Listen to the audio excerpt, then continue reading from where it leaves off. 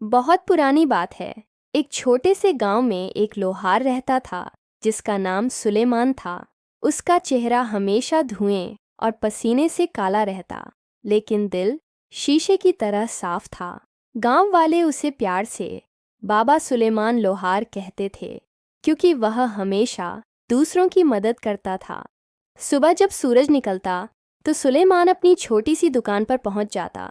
भट्टी जलाता, हवा फूंकता और लोहे के औजार बनाता। उसके हथौड़े की थाप से जैसे पूरा गांव जाग उठता। लेकिन उसकी जिंदगी आसान नहीं थी। उसकी पत्नी कई साल पहले गुजर चुकी थी और उसका एक ही बेटा था, हमजा, जो उसका एकमात्र सहारा था। हमजा जवान था, पर थोड़ा आलसी और सपनों में खोया रहने वाला। वह मेहनत से कतराता था। सुलेमान उसे अक्सर समझाता, बेटा, नेकी इंसान के दिल की दौलत होती है और मेहनत उसका गहना। अगर ये दोनों हैं तो किस्मत कुछ नहीं बिगाड़ सकती। हमजा सुनता जरूर था, लेकिन अक्सर मुस्कुराकर बात टाल देता। एक दिन सुबह जब सुलेमान ने अपनी दुकान खोली तो दरवाजे पर एक अजनबी खड़ा था। धूल से भरे कपड़े, थका चेहरा और आंखों में डर। उसने कहा, सलाम बाबा सुलेमान, मैं रास्ता भटक गया हूँ। 3 दिन से भूखा हूँ। कुछ खाने को मिल जाए तो खुदा तुम्हें इनाम देगा। सुलेमान ने बिना सोचे कहा, बेटा, तुम मुसाफिर हो, खुदा के बंदे हो। आओ, मेरे घर चलो। वह उसे घर ले गया, पानी पिलाया, रोटी और साग दिया और आराम करने की जगह दी। खाना खाकर वह मुसाफिर रो पड़ा। उसने कहा, बाबा, आपने मेरी जान बचा ली। अल्लाह ज़रूर आपका ये नेकी का बदला देगा। मैं भी एक दिन आपका एहसान ज़रूर चुकाऊंगा। सुलेमान मुस्कुराया, बेटा, नेकी बदले के लिए नहीं की जाती, ये तो दिल का सुकून है। मुसाफिर जाते जाते बोला, जब तुम्हें कभी मुश्किल में पाओ तो मेरा नाम लेना, समीर बिन खिज्र, मैं पास ही रहूंगा। सुलेमान ने सिर हिलाया और बात भूल गया। कुछ हफ्तों बाद गांव में मुसीबत आ गई। बादशाह के सिपाही हर गांव में पहुंचे और आदेश दिया कि सब लोहार राज्य के लिए हथियार बनाएंगे, लेकिन मजदूरी आधी मिलेगी। सुलेमान भी बुलाया गया। वह बूढ़ा था, पर मना नहीं कर सकता था। एक दिन सिपाही ने कहा, कल तक 50 तलवारें तैयार करो। अगर एक भी कम हुई तो जेल में डाल दूंगा। ये काम नामुमकिन था। सुलेमान ने दिन रात आग के सामने काम किया। हाथ जल गए, आंखों में धुआं भर गया। सुबह तक वह सिर्फ 30 तलवारें बना पाया। सिपाही आया, गिनकर चिल्लाया, 30। बादशाह ने 50 का हुक्म दिया था। तू गद्दार है। सुलेमान बोला, मैंने अपनी ताकत के मुताबिक कोशिश की। सिपाही ने उसे पकड़कर जेल में डाल दिया। जेल अंधेरी, गीली और बदबूदार थी। सुलेमान थका हारा एक कोने में बैठ गया। अचानक उसे वो मुसाफिर याद आया, समीर बिन खिज्र। उसने धीरे से कहा, ए समीर बिन खिज्र, अगर तू सच में मेरा भाई है, अगर मेरी नेकी अल्लाह को पसंद आई तो मेरी मदद कर। कुछ पल बाद जेल की दीवार हिलने लगी। एक ठंडी हवा चली और एक हल्की रोशनी फैल गई। वही मुसाफिर सामने खड़ा था, मगर अब उसका चेहरा चमक रहा था, सफ़ेद कपड़े और आंखों में नूर। बाबा सुलेमान, उसने कहा, मैं आ गया हूँ। अल्लाह ने तुम्हारी नेकी कबूल कर ली है। तुम्हारा इम्तिहान अब खत्म होने वाला है। सुलेमान ने हैरानी से पूछा, तुम कौन हो, इंसान या फरिश्ता? समीर मुस्कुराया, मैं वही मुसाफिर हूँ जो तुम्हारी नेकी का गवाह हूँ। तुमने एक भूखे को खाना दिया था और आज खुदा ने तुम्हें याद किया है। उसने दीवार की तरफ इशारा किया। दीवार मोम की तरह पिघल गई। चलो मेरे साथ, उसने कहा। सुलेमान बाहर निकला। उसी रात बादशाह ने एक डरावना सपना देखा। उसने देखा कि उसका महल जल रहा है और एक बूढ़ा लोहार आग से उसका ताज निकालकर बचा रहा है। जब बादशाह ने पूछा, तू कौन है? वह बोला, मैं वही हूँ जिसे तुमने जेल में डाला, लेकिन जिसकी नेकी तुम्हारा ताज बचा रही है। बादशाह पसीने से भीग गया। सुबह उसने तुरंत हुक्म दिया, सुलेमान लोहार को रिहा करो और मेरे दरबार में लाओ। सिपाही भागे, लेकिन जब जेल पहुंचे तो दरवाज़ा खुला था और कैदी गायब। सब हैरान रह गए। बादशाह ने ऐलान किया, जो सुलेमान को ढूंढ लाएगा उसे इनाम मिलेगा। उधर सुलेमान और समीर गांव के पास पहाड़ पर पहुंचे। समीर बोला, बाबा, अब वक्त है कि तुम्हारा बेटा हमजा भी अपने इम्तिहान से गुजरे। नेकी का सिला सिर्फ तुम्हें नहीं बल्कि उसे भी मिलना है। सुलेमान ने पूछा, मेरा बेटा कैसे? समीर ने कहा, कल जब सूरज निकलेगा हमजा के सामने एक मुसाफिर आएगा। अगर उसने उसके साथ वही सुलूक किया जो तुमने मेरे साथ किया था तो तुम्हारा घर हमेशा खुश रहेगा, वरना तुम्हारी नस्ल मिट जाएगी। ये कहकर समीर गायब हो गया। अगली सुबह सुलेमान गांव लौटा। हमजा उसे देखकर हैरान हुआ। अब्बा, आप जेल से कैसे बाहर आए? सुलेमान मुस्कुराया, बेटा, नेकी का सिला हमेशा किसी न किसी रूप में मिलता है। अल्लाह के काम को समझना आसान नहीं। हमजा चुप रहा, पर मन में शक था। वह सोचने लगा कि शायद ये सब अब्बा का वहम है। उसी दोपहर एक गरीब मुसाफिर गांव में आया। फटे कपड़े, थका चेहरा, हाथ में लाठी। उसने हमजा से कहा, बेटा, 3 दिन से भूखा हूँ, थोड़ा पानी और रोटी दे दो। हमजा ने रुखाई से कहा, यहाँ रोज कोई न कोई मांगने आता है, मैं खुद मजदूर का बेटा हूँ, कुछ नहीं दे सकता। मुसाफिर मायूस होकर चला गया। सुलेमान ने ये देखा तो उसका दिल टूट गया। वह समझ गया कि इम्तिहान शुरू हो चुका है और उसका बेटा हार गया। रात में हमजा ने अजीब सपना देखा। एक बड़ा शहर, आग में जलता महल और एक बूढ़ा लोहार ताज को बचाने की कोशिश कर रहा था। हमजा ने पूछा, आप कौन हैं? लोहार ने जवाब दिया, मैं तुम्हारा बाप सुलेमान हूँ और ये आग तुम्हारी नेकी की कमी की सज़ा है। हमजा चीखकर जाग गया। वह दौड़कर बाहर निकला और देखा वही मुसाफिर गांव के दरवाजे पर बैठा है। इस बार उसने हाथ जोड़कर कहा, बाबा, मुझसे गलती हो गई, मुझे माफ़ कर दो, मेरे साथ घर चलो। मुसाफिर मुस्कुराया, बेटा, नेकी देर से सही, लेकिन हो जाए तो किस्मत बदल देती है। रात बीत गई, लेकिन हमजा के दिल में अजीब बेचैनी थी। जो सपना उसने देखा था वो किसी डरावनी हकीकत का इशारा लग रहा था। सुबह होते ही वह अपने अब्बा के पास गया। अब्बा, मैंने सपने में देखा कि एक महल जल रहा है और आप उस आग में एक ताज को बचाने की कोशिश कर रहे हैं। ये सपना क्या मतलब रखता है? सुलेमान ने गहरी सांस ली और बोले, बेटा, कभी कभी सपना हमारे दिल के अंदर छिपे गुनाहों का आईना होता है। तुमने कल एक मुसाफिर को ठुकराया था, शायद वही तुम्हारा इम्तिहान था। हमजा का चेहरा पीला पड़ गया। अब्बा, मैंने उससे माफ़ी मांग ली थी, मैं उसे अपने घर भी लाया था। सुलेमान ने हैरानी से पूछा, सच? फिर वो कहाँ गया? हमजा बोला, वो खाना खाकर बोला, बेटा, देर से सही, पर तुमने नेकी कर ली। याद रखो, नेकी का सिला वक्त पर नहीं, नसीब के हिसाब से मिलता है। ये कहकर वो गायब हो गया। सुलेमान ने आसमान की ओर देखा और धीरे से कहा, अल्हम्दुलिल्लाह, समीर बिन खिज्र ने अपना वादा निभाया। हमजा कुछ नहीं समझ पाया, लेकिन उसके दिल में नरमी आ गई। 2 दिन बाद गांव में हलचल मच गई। शहर से बादशाह का एक दूत आया था। वह ऊंची आवाज में ऐलान कर रहा था, बादशाह ने अपने सपने में एक नेक लोहार को देखा है जिसने उनकी सल्तनत को आग से बचाया। जो भी सुलेमान लोहार को जानता हो उसे दरबार में लाकर पेश करे। गांव वाले चौंक गए। किसी ने कहा, अरे, ये तो वही सुलेमान है जो जेल से गायब हो गया था। किसी ने कहा, शायद मर गया होगा। लेकिन सुलेमान अपनी दुकान से बाहर आए और बोले, मैं ही हूँ सुलेमान, ले चलो मुझे बादशाह के पास। सिपाही उन्हें इज्जत से लेकर शहर पहुंचे। जब सुलेमान दरबार में पहुंचे, बादशाह खुद उठकर उनका स्वागत करने आया। बादशाह ने कहा, बाबा सुलेमान, तुम्हें मैंने जेल में डलवाया था, मगर मेरे सपने में तुमने मेरा ताज बचाया। बताओ, तुमने ऐसा कौन सा काम किया था? सुलेमान ने सिर झुकाकर कहा, बादशाह सलामत, मैंने कुछ खास नहीं किया, मैं तो एक मामूली लोहार हूँ। बस एक दिन एक मुसाफिर की मदद की थी, शायद उसी ने मेरी नेकी का उजाला आप तक पहुँचा दिया। बादशाह ने हैरानी से पूछा, कौन सी नेकी? सुलेमान ने मुस्कुराकर सारी कहानी सुना दी। मुसाफिर की मदद, उसका वादा, जेल और रिहाई का चमत्कार। पूरा दरबार खामोश हो गया। बादशाह ने कहा, अल्लाह के बंदे, तुम्हारी नेकी ने मेरी रियासत को बचाया है। आज से तुम मेरे शाही लोहार होगे और तुम्हारा बेटा हमजा किले का पहरेदार बनेगा। पूरा दरबार तालियों से गूंज उठा। दिन बीतते गए।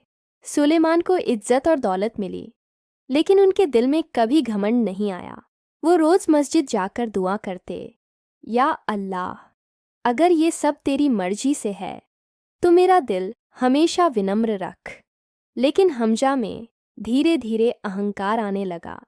अब वो महल में ही रहने लगा, महंगे कपड़े पहनने लगा और अपने पद का घमंड करने लगा।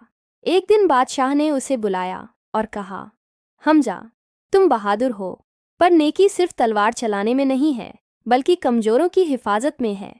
हमजा ने घमंड से कहा, जहां बादशाह का हुक्म हो वहां रहम का क्या काम। बादशाह ने शांत स्वर में कहा, ठीक है, वक्त आने दो, तुम्हें खुद समझ आ जाएगा। कुछ दिनों बाद किले के दरवाजे पर एक युवती को लाया गया।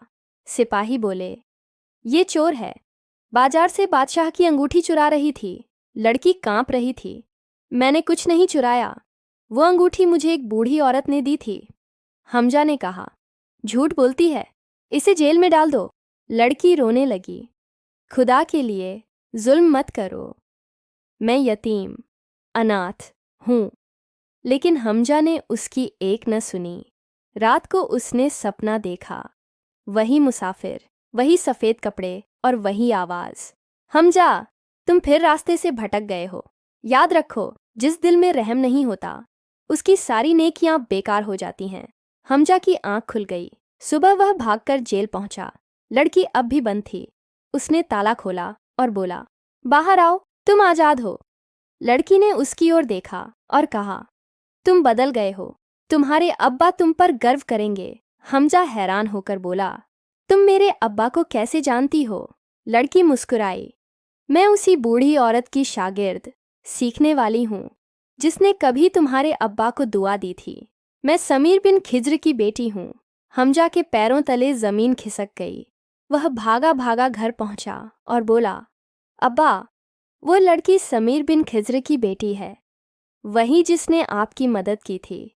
सुलेमान मुस्कुराए और बोले, अल्लाह अपने नेक बंदों को ज़मीन पर भेजता है ताकि लोग नेकी की कीमत समझें। बेटा, तुम्हारा दिल अब जग गया है, यही नेकी का दूसरा सिला है, दिल की रोशनी। हमजा बोला, अब्बा, मुझे समझ आ गया है कि नेकी सिर्फ किसी को खाना देना नहीं है, बल्कि किसी पर जुल्म हो तो उसके हक की रक्षा करना भी नेकी है। सुलेमान की आंखों में आंसू आ गए। बेटा, तुमने वो सच जान लिया जिसे मैं बरसों से समझाने की कोशिश कर रहा था। नेकी कभी व्यर्थ नहीं जाती, चाहे वो आंसू की एक बूंद ही क्यों ना हो। कुछ दिन बाद शहर में एक भयानक बीमारी फैल गई। लोग बीमार पड़ने लगे। महल के दरवाजे बंद कर दिए गए। बादशाह भी बीमार पड़ गया। हकीम और तांत्रिक सब नाकाम हो गए। आखिर बादशाह ने सुलेमान को बुलाया और कहा, बाबा, मेरे सपने में फिर आपकी नेकी की रोशनी दिखाई दी। एक आवाज़ आई, अगर आप अपने हाथों से एक लोहे का प्याला बनाकर मुझे देंगे तो मैं ठीक हो जाऊंगा।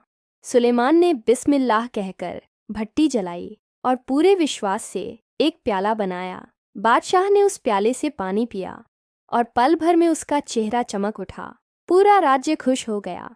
लोग बोले, ये नेकी की ताकत है, ये दुआ का असर है।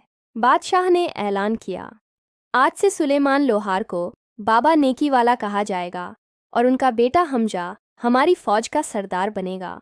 लेकिन फिर धीरे धीरे हमजा के अंदर फिर से घमंड आ गया। अब वो कहने लगा, मेरा बाप तो बस लोहार है, पर मैंने अपनी मेहनत से ये रुतबा पाया है। सुलेमान ने सुना तो उनका दिल टूट गया। उन्होंने कहा, बेटा, याद रखो, जो इंसान नेकी के साए में रहकर भी घमंड करे, वो साया खुद उससे छिन जाता है। हमजा ने सिर झुका लिया, लेकिन दिल में जिद बाकी थी। एक रात उसने महल के पीछे एक काली तलवार देखी, लोहे की बनी, जिस पर अजीब नक्श उकेरे थे। सिपाहियों ने कहा, ये शाही खजाने की तलवार है, जिसे ये मिले वो अजेय, कभी न हारने वाला बन जाता है। हमजा ने चोरी छिपे वो तलवार उठा ली। अगले दिन दुश्मन फौज ने शहर पर हमला कर दिया। हमजा ने वहीं काली तलवार लेकर मैदान में कदम रखा। शुरू में वो जीतता गया, पर अचानक तलवार उसके हाथ से तपने लगी और जमीन में धंस गई। एक आवाज गूंजी, घमंड के साथ की गई नेकी झर बन जाती है। हमजा बेहोश होकर गिर पड़ा। सुलेमान दौड़ते हुए पहुंचे, बेटे का सिर अपनी गोद में रखा और रोते हुए बोले, ए मेरे खुदा, अगर ये मेरी नेकियों की परीक्षा है तो मेरे बेटे को माफ कर दे। आसमान पर बादल छा गए, तेज बारिश हुई। एक बिजली की चमक के साथ वो काली तलवार पिघल गई। हमजा ने आंखें खोलीं और बोला, अब्बा, अब समझ गया, नेकी का सिला जीत नहीं बल्कि नम्रता है। सुलेमान मुस्कुराए, बेटा, तुमने आखिरकार नेकी की असली रूह पहचान ली। यही असली सिला है, यही ना। रात धीरे धीरे उतर रही थी। आसमान पर बादलों की चादर थी और हवा में एक अजीब सी शांति थी। सुलेमान अपने बेटे हमजा के पास बैठा था। हमजा का शरीर कमजोर था, लेकिन उसके चेहरे पर गहरा सुकून था। उसने धीमी आवाज में कहा, अब्बा, मैंने जिंदगी भर सोचा कि नेकी का सिला दौलत, इज्जत या जीत है, लेकिन आज समझ आया कि नेकी का असली सिला दिल की रोशनी है, वो सुकून जो किसी ताज या खजाने से नहीं मिलता। सुलेमान मुस्कुराए और बेटे के माथे पर हाथ रखा। बेटा, यही तो वो राज है जो तमाम नबी, औलिया और नेक लोग बताते आए। नेकी का नतीजा इंसान के दिल में उतरता है, दुनिया की आंखों में नहीं। दूर से अजान की आवाज गूंजी, अल्लाहू अकबर, अल्लाहू अकबर। सुलेमान ने वजू किया, नमाज पढ़ी और दुआ मांगी, ऐ मेरे रब, अगर तू राजी है तो हमें अपने नूर में शामिल कर ले, और अगर अभी हमारी आजमाइश बाकी है तो हमें सब्र और हिम्मत दे। कुछ दिन बाद बादशाह ने सुलेमान और हमजा को दरबार में बुलाया। इस बार बादशाह के चेहरे पर गहरी चिंता थी। उसने कहा, बाबा सुलेमान, मैं तुम्हारी नेकियों से बहुत प्रभावित हूँ, लेकिन एक नई मुसीबत आने वाली है। दुश्मनों ने हमारे खजाने पर कब्जा करने की साजिश रची है। तुम्हारा बेटा हमजा बहादुर है, इसलिए मैं उसे अपनी फौज का सरदार बनाता हूँ। सुलेमान ने चुपचाप बेटे की ओर देखा। हमजा ने सिर झुकाकर कहा, बादशाह सलामत, अगर ये अल्लाह की राह में है तो मैं अपनी जान भी देने को तैयार हूँ। बादशाह ने खुश होकर उसे एक चमकदार सफ़ेद तलवार दी, वही तलवार जो पहले आग में पिघल गई थी पर अब फिर से नूर जैसी चमक रही थी। ये तलवार नेकी के लोहार ने बनाई है। बादशाह बोला, अब ये तुम्हारे ईमान की निशानी है। कुछ हफ्तों बाद जंग शुरू हो गई। दुश्मन की फौज बहुत बड़ी थी। शहर के दरवाजे बंद कर दिए गए। लोग डर गए, बच्चे रोने लगे और औरतें दुआएं मांगने लगीं। हमजा घोड़े पर सवार होकर आगे बढ़ा। अब उसके दिल में कोई घमंड नहीं था, बस यकीन था। ऐ रब, अगर मैं नेकी की राह पर हूँ तो मेरी तलवार तेरी मर्जी से चले, मेरी चाहत से नहीं। जंग शुरू हुई, धूल उड़ने लगी, तलवारों की टकराहट से मैदान गूंज उठा। हमजा की तलवार हर वार को रोकती रही, लेकिन उसके चेहरे पर सुकून था, जैसे वो जंग नहीं, इबादत कर रहा हो। अचानक दुश्मन का सरदार उसके सामने आया, एक नकाबपोश, ताकतवर आदमी जिसके हाथ में काला नेजा था। वो चिल्लाया, क्या तुम वही हमजा हो जो नेकी का झंडा उठाए घूमता है? आज देखेंगे तुम्हारी नेकी काम आती है या नहीं। हमजा ने बिस्मिल्लाह कहा और मुकाबला शुरू हुआ। दोनों में लंबी लड़ाई चली। आखिरकार दुश्मन गिर पड़ा और उसका नकाब उतर गया। सुलेमान जो पास ही था चीख उठा, या अल्लाह, ये तो मेरा पुराना शागिर्द रफ़ीक है। रफ़ीक जो कभी सुलेमान के पास काम करता था, जलन और घमंड की वजह से दुश्मनों से जा मिला था। उसने हाँफते हुए कहा, बाबा, मैंने आपसे जलन की, आपकी नेकियों को कमज़ोरी समझा, लेकिन आज जाना कि नेकी ही असली ताकत है। पर अब देर हो गई। हमजा ने उसका हाथ थामा और बोला, अल्लाह की रहमत बहुत बड़ी है, अगर दिल बदल जाए तो कभी देर नहीं होती। रफ़ीक मुस्कुराया और दुनिया से चला गया। जब धूल बैठी तो दुश्मन पीछे हट गए। शहर में खुशी की लहर दौड़ गई। लोग हमजा को हीरो कहने लगे, लेकिन उसने कहा, ये मेरी नहीं, नेकी की जीत है। हमने तलवार से नहीं, दुआ से जीता है। बादशाह ने कहा, आज से सुलेमान और उनका बेटा हमारी सल्तनत के रूहानी रक्षक होंगे। मगर सुलेमान बोला, बादशाह सलामत, नेकी दरबार की गुलाम नहीं होती। हम अपने गांव लौटना चाहते हैं, वहीं जहां से ये सफ़र शुरू हुआ था। बादशाह की आंखों में आंसू थे। उसने कहा, बाबा, आपकी मर्जी, लेकिन आपकी नेकियों की खुशबू इस दरबार में हमेशा रहेगी। कुछ दिनों बाद सुलेमान और हमजा गांव लौट आए। पुरानी दुकान अब भी वहीं थी, सादी लेकिन बरकत से भरी। गांव वाले दौड़ते हुए आए, बाबा सुलेमान लौट आए, उनकी नेकी ने हमें फिर जिंदा कर दिया। सुलेमान मुस्कुराया, सबको दुआ दी। उसने दुकान खोली, आग जलाई और पहला हथौड़ा मारा। चिंगारियां उड़ीं जैसे फरिश्तों के पर चमक रहे हों। उसी वक्त एक नूर जैसी रोशनी फैली। वही मुसाफिर समीर बिन खिज्र सामने खड़ा था। अब उसके चेहरे पर आसमान जैसी चमक थी। बाबा सुलेमान, तुम्हारी आजमाइश पूरी हो गई, उसने कहा। तुमने नेकी के हर दरवाजे से गुजरकर वो मंजिल पाली जिसका वादा अल्लाह अपने नेक बंदों से करता है। सुलेमान ने धीरे से पूछा, समीर, क्या अब मेरा वक्त आ गया? समीर मुस्कुराया, वक्त नहीं, विसाल आ गया है। वो रब अब तुम्हें अपनी रहमत में बुला रहा है। सुलेमान ने आसमान की ओर देखा और कहा, या अल्लाह, तेरा शुक्र है। मैं अपने बेटे को तेरे हवाले करता हूँ, उसे नेकी की राह पर कायम रखना। ये कहकर उसने आंखें बंद कर लीं। हमजा ने खुद अपने पिता का जनाजा उठाया। पूरा गांव उसके साथ था।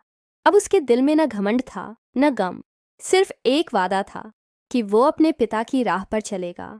जनाजे के बाद वो दुकान पर गया, आग के पास बैठा और बोला, अब्बा, आज से ये भट्ठी सिर्फ लोहा नहीं, नेकी भी गरम करेगी। जो भी यहाँ आएगा उसके लिए रोटी, दुआ और मदद का दरवाज़ा हमेशा खुला रहेगा। धीरे धीरे नेकी वाले लोहार की ये कहानी पूरे गांव में मशहूर हो गई। लोग कहते थे, अगर दिल में नेकी हो तो आग भी नूर बन जाती है और धुआं भी रोशनी देने लगता है। साल बीतते गए, हमजा बूढ़ा हो गया। एक दिन एक छोटा बच्चा उसकी दुकान पर आया, बिल्कुल वैसे ही जैसे कभी समीर आया था। बाबा, मैं 3 दिन से भूखा हूँ, कुछ खाने को मिलेगा? हमजा मुस्कुराया, आओ बेटा, नेकी के घर का दरवाज़ा हमेशा खुला है। बच्चे ने खाना खाया और जाते वक्त पलटकर बोला, अल्लाह तुम्हें इनाम दे बाबा, मेरा नाम समीर बिन खिज्र है। हमजा की आंखों में आंसू आ गए। उसने आसमान की ओर देखा और कहा, ऐ रब, तू हमें अपनी निशानियों से याद दिलाता है कि नेकी कभी खत्म नहीं होती, वो पीढ़ियों में बहती है, जैसे पानी, जैसे नूर। हल्की हवा चली, भट्ठी की आग फिर से जल उठी और उस आग में किसी फरिश्ते के परों जैसी चमक फैल गई। इस तरह सुलेमान लोहार और हमजा की कहानी पूरी हुई। उन्हें नेकी का सिला मिला, इज्जत, ईमान और सुकून के रूप में। लोग कहते हैं, नेकी का सिला तुरंत नहीं मिलता, लेकिन जब मिलता है तो जिंदगी बदल देता है। क्योंकि नेकी वो दिया है जो मिट्टी से जलता है, मगर जिसकी रोशनी आसमान तक पहुंचती है।